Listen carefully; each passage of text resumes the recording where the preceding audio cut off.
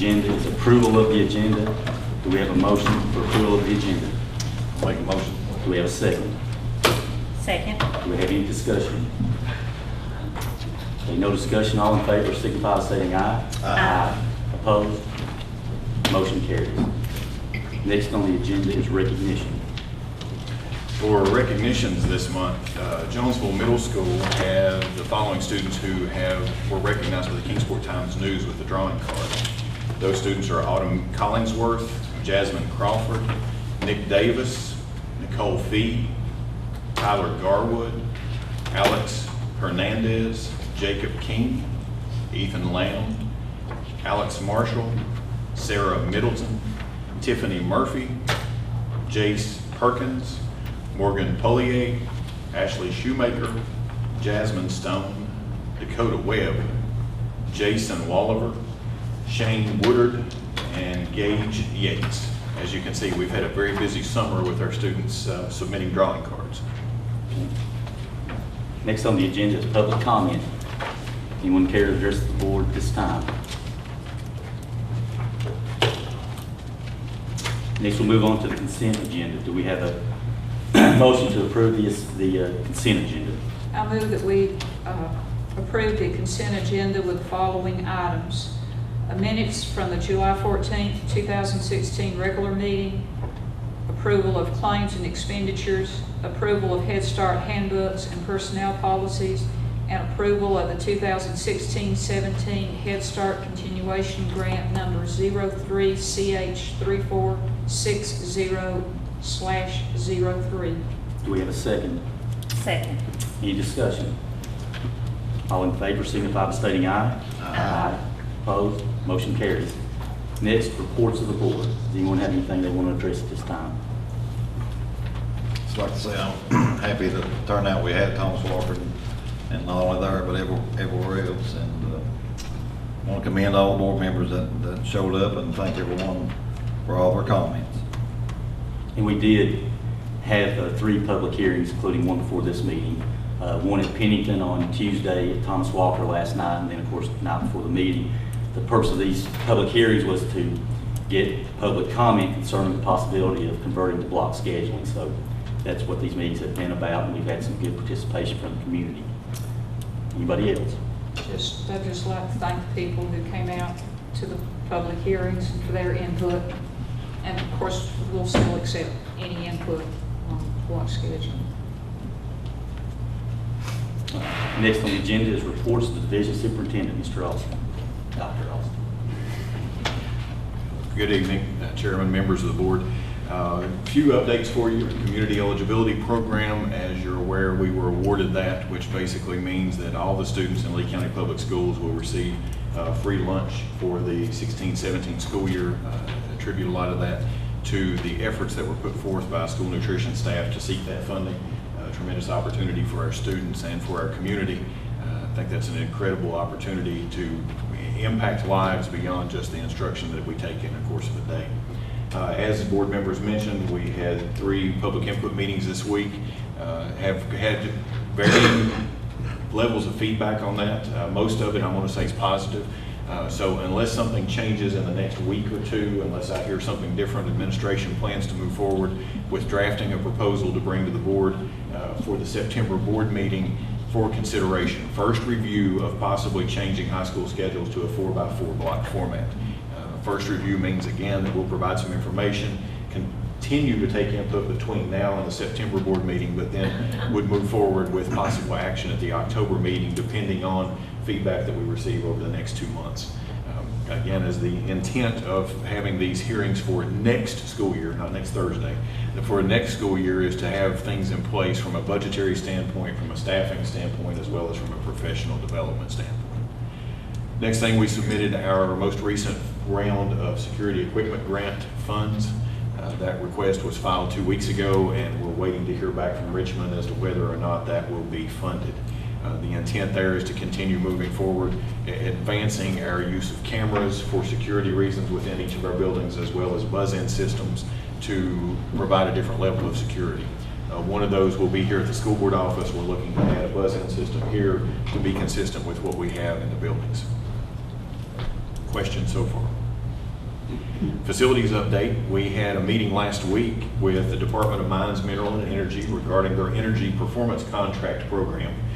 We had 3 vendors who attended. We anticipate getting responses back from those vendors by November 1st. The intent of those 3 vendors, they will come in and look at 3 schools, Flatwoods Elementary, they will look at Thomas Walker, and we'll also look at Pennington Middle. We asked them to look at those 3 buildings specifically because Flatwoods, with the way that the building and buildings are set up, provides some opportunities to change the windows. It's got a lot more windows, a lot more roofs than some of our other elementary schools. I really want to take a look at that building from a facility standpoint and how we use energy in that building. Thomas Walker, much the same, and Pennington, much the same. So that was the reason we chose an elementary, a middle, and a high school, and then geographically, we tried to make sure that we accounted for that also. We will have more information on that in the coming months, but again, we expect a draft version of that back from those companies by November 1st for consideration. I'll address the rest of facilities update. We also had an architectural and engineering firms in last Friday. I'll address that in the action items. Staff meetings, we've had a lot of staff in here at the school board office over the past week. Dr. Brown brought in new teachers day before yesterday and did an in-service with them. We're planning on moving forward with a mentoring program for our new teachers. It's a new program, taking a different approach with assigning our more veteran teachers with our new teachers, whether they're new to Lee County or new to teaching. We want to make sure that we support them throughout the school year. Dr. Brown and her staff did an incredible job putting that together, and it was a very well done program. Ms. Doherty had in school nutrition as well as technology staff this week. The technology contacts that were approved at the last board meeting were in the House yesterday, looking at, actually it was on Monday, and looking at our various technology investments that we make, from hardware all the way through software, taking specific looks at different methods that we communicate, from Outlook to Gmail to Tastring to the various methods that we assess students, interactive achievement, accelerated reader. We're taking a look at everything in technology from an instructional standpoint and also from an operational standpoint. Mr. Dean brought in staff yesterday and they were looking at lesson plans, a different template, trying to get feedback from teachers about what do we need in Lee County to be successful. We do not want teachers spending 10 hours or an inordinate number of hours working on lesson plans that change in the first 15 minutes of a class on Monday. A lesson plan, in my opinion, is intended to be a reflective document that guides what you do throughout an instructional process, not a dissertation you have to write every week. So we are working to change that and have had very good feedback from that committee as well as from other members of teaching staff. So that's an ongoing process and more information to come. Lastly, Mr. Early has met with bus drivers and with custodians and his staff, and did a very good job putting together a presentation. And also VACORP was with us yesterday, who is our insurance provider, talking about safety. So we have had a lot of meetings in the last week getting ready for next Thursday. So hats off to staff, and of course from a fiscal standpoint, Denise Lambert and Joe Hobbs continue to guide us through the budget process. We are taking a look at financial software, what we currently are using, and how we might be able to improve that. For a SRO update, we informed the town of Pennington that the school board voted at the last meeting to support the concept of having a town of Pennington police officer serve as an SRO at Pennington Middle starting next Thursday. To that end, we had a conversation with the town of Jonesville to see if they would be interested in having a similar concept. Accordingly, Mr. Dean went to a town council meeting last week to present the concept to them of partnering together to staff an SRO at Jonesville Middle.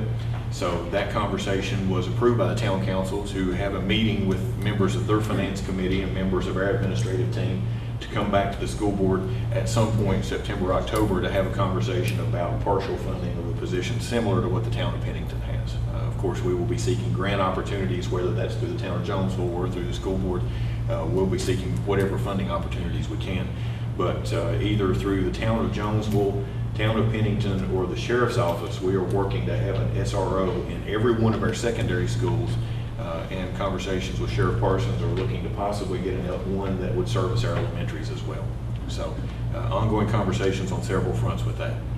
Several back-to-school events. It's in your handout under superintendent's reports. You can see the dates and times for our back-to-school events. Want to really point out that Pennington Middle this year will be doing a simulated school day, which is a tremendous concept to run at a middle school or a high school. You actually run the bell schedule. So hats off to Ms. Collier and her staff for presenting that as an option and moving forward with that. Boundaries update, continue to work with the county GIS as far as boundaries and possible implementation for next school year. Do not have a presentation tonight because it's an ongoing process. We'll be presenting something in September to you for consideration and possible approval in October. So ongoing conversations on several fronts, from facilities to boundaries to other items. So any questions? Going back to DEMME, they are going to actually do an evaluation of those 3 schools, or some outside group is going to do an evaluation? 3 companies will do an evaluation of those 3 schools and come back to us administratively with a recommendation for the work that they anticipate us needing.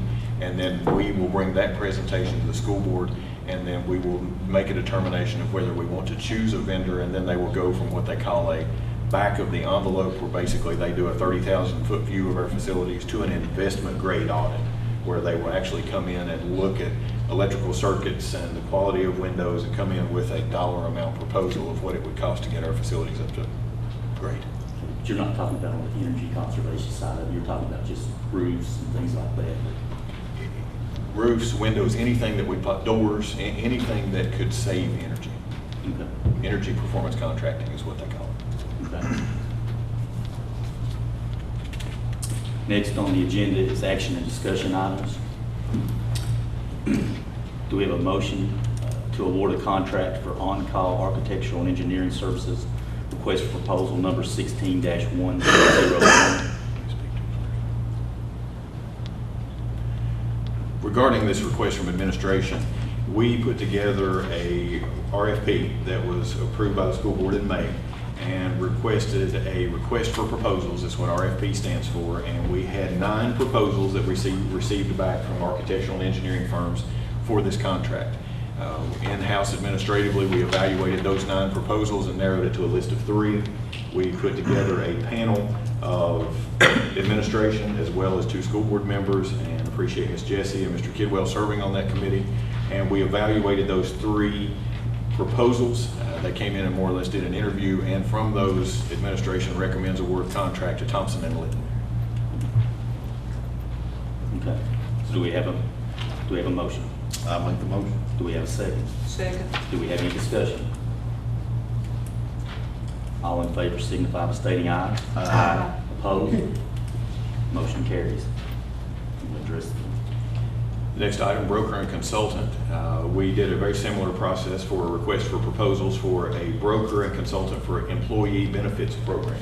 We received 8 such proposals, narrowed that list in a very similar fashion down to 3, and also had administration and school board members serve on that evaluation committee that interviewed 3 companies. Mr. Hines and Ms. Jessie, thank you for serving on that committee. And from that, administration recommends awarding the contract to Mark III, and in the amount of $25,000. That will provide us with broker as well as consulting services for all of our employees. Going back to the award to Thompson and Litton, that is not for a specific dollar amount. They are on call, which means if we need them for a particular reason, we can contact them. This is for a specific dollar. Do we have a motion to award a contract for broker consultant for employee benefits to Mark III in the amount of $25,000? I'll make that motion. Do we have a second? I'll second. Any discussion?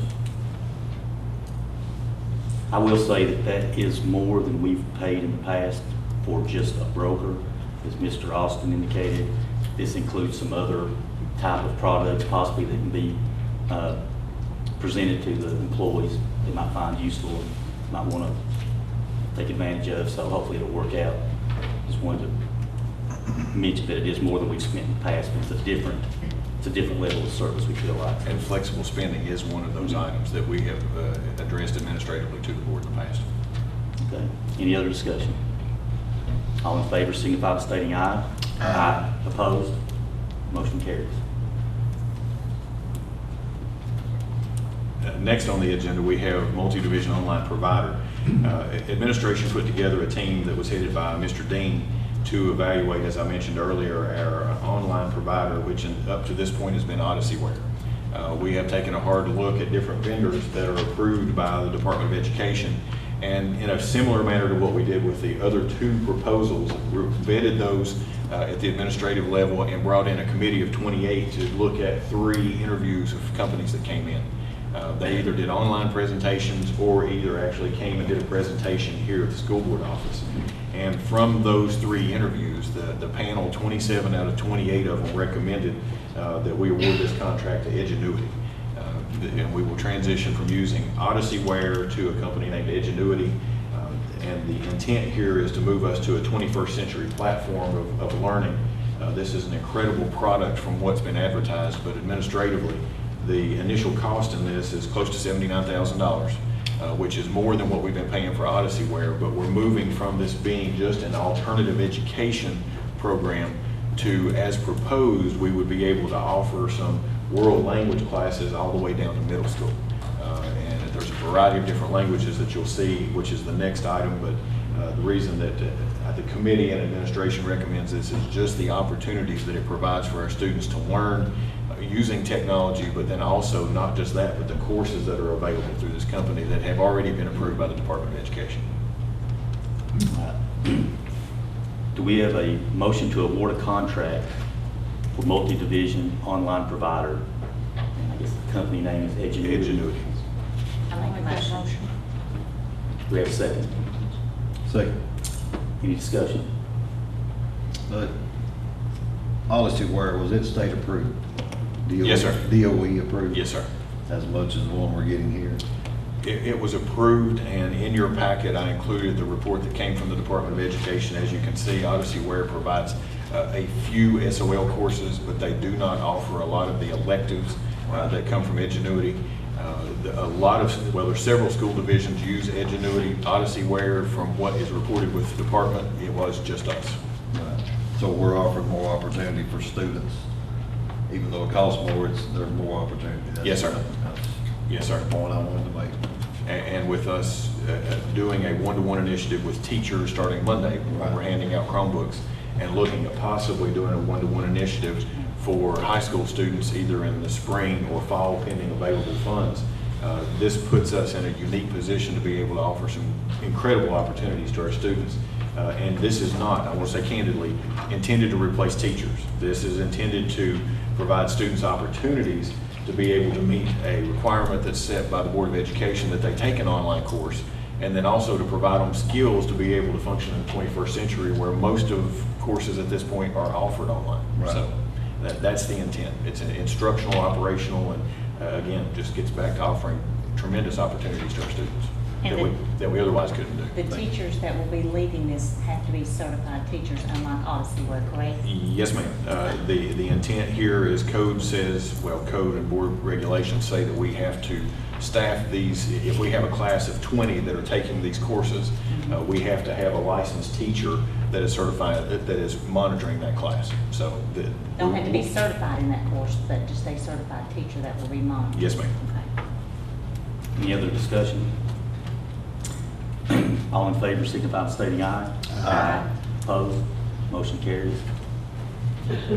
Next item is in the same recommendation from Mr. Dean is a list of courses that are available through Edgenuity. I'm not going to read them all, but for the good of the group, the first item on here is a course called 3D Art 1 Modeling. This is, I don't know about the course, but we will be developing descriptions in collaboration with the information that comes from the Department of Education. But 3D Art 1 Modeling is probably not something we would offer in Lee County because it's not something that we can staff. As you flip across and you look, the middle school world language courses on page 3 or 4, Spanish, French, Chinese, and German, that we could possibly offer to our middle school students.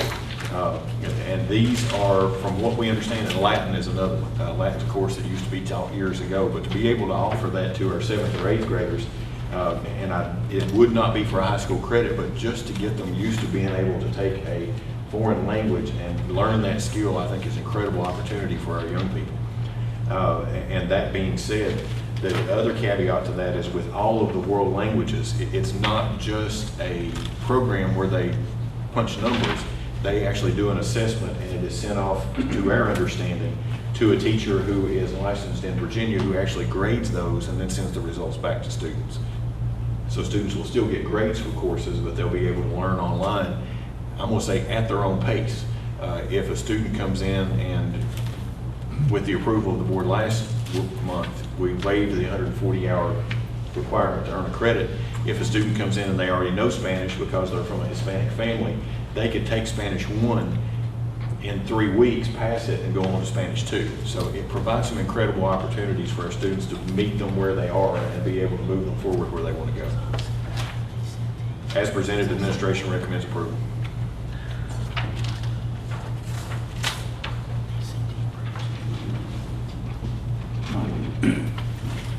Do we have a motion to approve elective courses for, per school board policy IKFD alternative paths to attaining standard units of credit? Make the motion. Do we have a second? Second. Any discussion? All in favor signify by stating aye. Aye. Opposed? Motion carries. Next item is a first review of a school board policy proposal that was submitted last month and was tabled. And this is to take a look at our staff leave and absence policy. Currently, we have a local regulation, which this would change to a board regulation, which means that for anything to change in this policy, we administratively would have to come to you for approval. I'm not going to go through the entire policy, as we've struck quite a bit and have consulted with Mr. Sturgill to make sure that we're in compliance with all the other legal requirements. This is not a VSBA policy, so we do not have the protections of the Virginia School Board Association. So this is a locally drafted that is from VSBA that we have to develop regulations for. So the high spots of the proposed changes, and understand it, it's out in the community that you're voting on this tonight. Administration is not requesting a vote. This is not an action item this evening. This is intended to be a first review and is a discussion item. Administration will answer questions as they come forth. First thing is holiday leave, as proposed, would remove Election Day, Christmas Eve, and New Year's Day from being holidays. And those 3 holidays that would then be moved to be inclusive or consecutive with Christmas, so that that holiday break is longer. The intent there is schools are open on Election Day anyhow. It would help us to have staff there. There's other things that we can do even though there are no students there, but we have to have staff there usually on Election Day anyhow, as one example. Personal business leave, as you're aware, in the past, we have charged employees $60 per day for professional staff, $30 a day for support staff to take up with personal business day. We allot them a maximum, well, allot them 2 and a maximum of 4, but we charge them for those days. Administration recommends that we change that and allow 2 paid leave days, changing it from personal business leave to just paid leave, 2 paid leave days per year. And those would roll over as described herein up to a maximum of 4. And then at the end of a fiscal year, if we got to June 30, then those extra days would roll over to sick leave as proposed. Sick leave, the next item, if you go over to page 7 of the policy, 2 things that we've proposed on here is, first of all, putting a cap on the number of sick leave days that can be earned, depending on the contract length, whether you're 9 months, 10 months, 11 months, or a 12-month contract. There are also proposals in here that can take into consideration VRS Plan 1 and Plan 2 people, staff versus VRS hybrid. The big difference there is anybody who was hired after, what year would that be? 2014. 2014. Come here if it's 13 or 14. But we're hired after that, come in under a hybrid plan. And as part of the hybrid plan, you as a school board pay for short-term disability insurance. There's a portion of that comes from the state also. So that's why there's a difference between Plan 1, Plan 2 staff could accumulate more days because if they take those days, they get that pay. Whereas VRS hybrid, if they take those days past that, they're on the short-term disability insurance. So that's the reason for the difference there. The other piece there is by capping those days, we've had several staff, because before this proposal, it was $20 a day is what we were is in policy to pay people, individuals who retired or who retired or paid $20 per day. As presented, we would pay people, staff, their per diem rate up to a maximum of $10,000. So as presented, even though with the cap, you still would end up possibly with more money at retirement than you currently would have. So this is not intended to be, we're going to take days away from people. This is intended to put a cap in to protect the school board on the number of days that we're responsible for, but then also be able to pay individuals who are responsible with paid leave and actually earn those. The next policy that we've got to discuss will also address that, and I'll talk about that in a minute. The next thing is we struck the entire section on reserve military duty leave, and the reason is because that's already covered in VSBA covered policy. We didn't need to develop something at the local level to address that because it's covered through VSBA. Vacation leave, we clarified some language on this one as proposed, clarified the number of days based on experience, and also really clarified the number of days that can be carried over each year. The language that had been in here previously was a little gray, so we clarified that to where the maximum number of vacation days that an individual can have is 20 at any given time. The most that an individual could earn is 15 in any 1 year and then carry 5 over.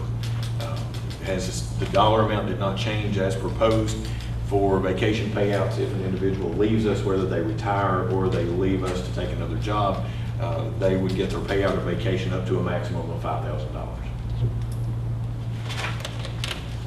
The next thing, in item I on page 10, cannot find anything in policy that really addresses overtime, and I'm going to say compensation time, compensatory time, which is comp time.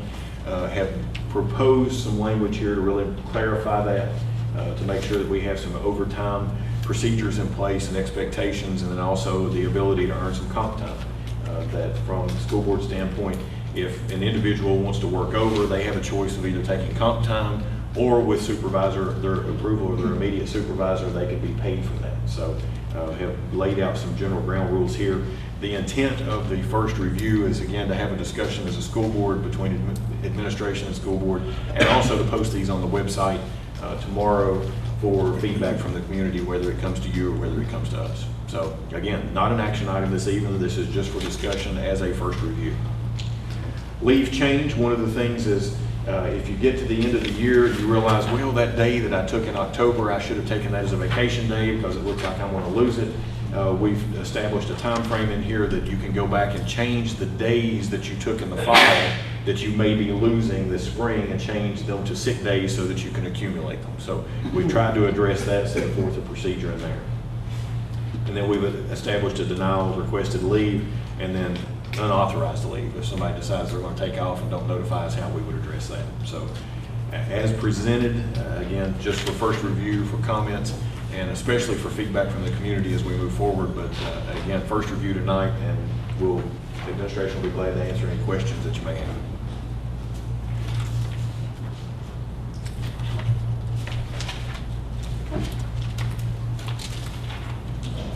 Questions, any comments? You can move on. Okay, moving on to the next item. Staff attendance incentive. This is the accompanying board regulation that would accompany the change in leave policy.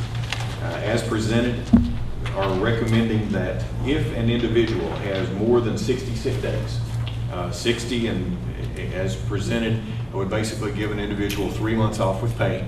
So trying to make sure that an individual has a reasonable security of being able to take some time off. But if they have been with us for, as proposed, more than 3 consecutive years in a contracted position, they have accumulated at least 60 sick days and are in good standing with the school board through the evaluation process, then that individual would be eligible to basically cash out any sick days they have above 60, pending available funding. So as presented, that rate would be at whatever the school board establishes as the degreed teacher substitute rate. So if, for example, I was a teacher or a staff member who have 90 sick days, then I could cash out, as defined, a maximum of 20 in any 1 year, but anything over 60. So I could cash out 20 of my 90 days at the substitute rate and get that check in May or June. In order to provide a high degree of security on the financial standpoint, this would be a decision. Available funding would be determined by the school board at the February board meeting.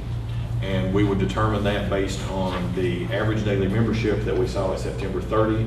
And the February board meeting, we've got to usually have a pretty good idea of where we're going to be on March 31st, which is payday for a school division.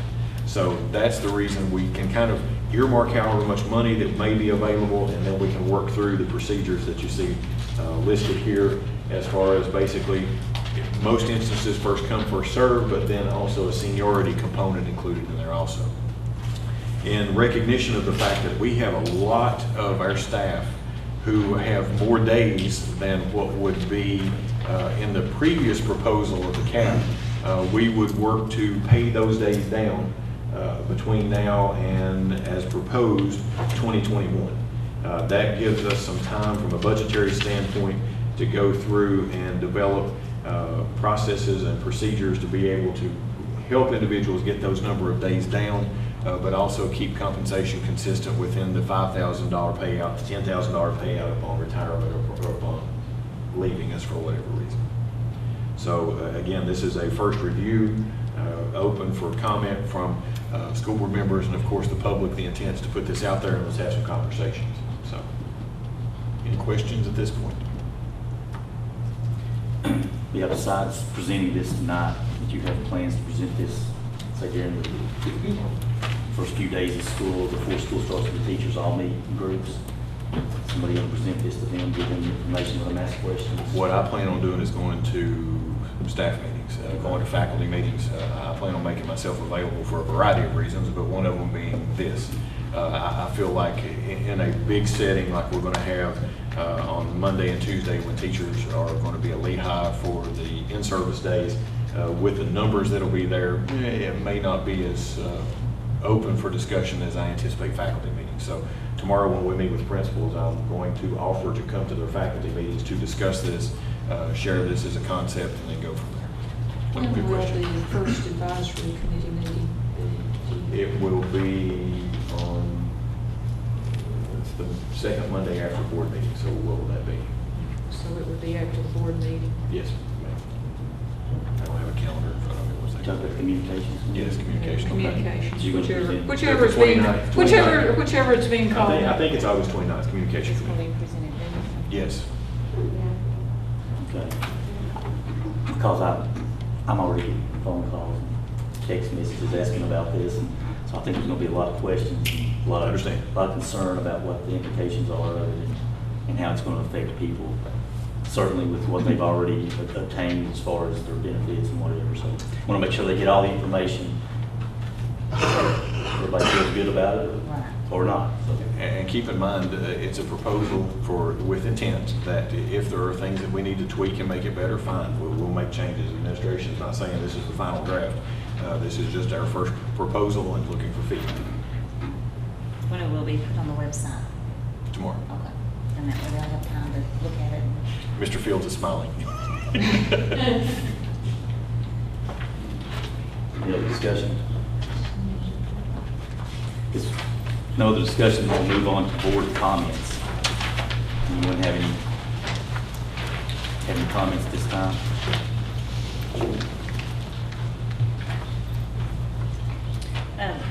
With what Dr. Austin was just talking about with the sick days and vacation days, we're trying to do the fair thing, trying to save money, put money back into the classrooms for the kids.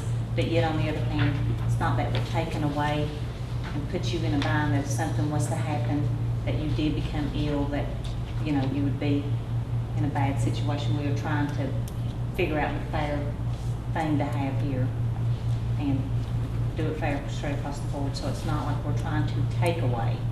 It's actually trying to better what we have. You have a comment? Just wish everybody good luck next week. Hope you're ready. Yeah, I was gonna say the same thing. I think there's been a lot of, three of us down on this end of the table have been here for 8 months now. there's been a lot of changes, I think, that have taken place, and I hope they're good. We certainly got a superintendent that's full of ideals and things. And I think he has some good ideas too. Yes. But, no, we really have seen a lot of changes, and I think we'll continue to. And always let us know if you think we're doing the right thing or not doing the right thing, or if you have ideals that you think can make things better. I have a child in school, so I want to see our schools be great, so I'll leave it at that. Anybody else? All right. Do we have a motion to go into a closed session? Mr. Chairman, I make a motion to go into closed session to discuss Personnel Code of Virginia 2.2-3711A1, School Crisis Plans Code of Virginia 2.2-3711A19, and pending and threatened litigation Code of Virginia 2.2-3711A7. Do we have a second? I'll second. Any discussion? All in favor, signify by stating aye. Aye.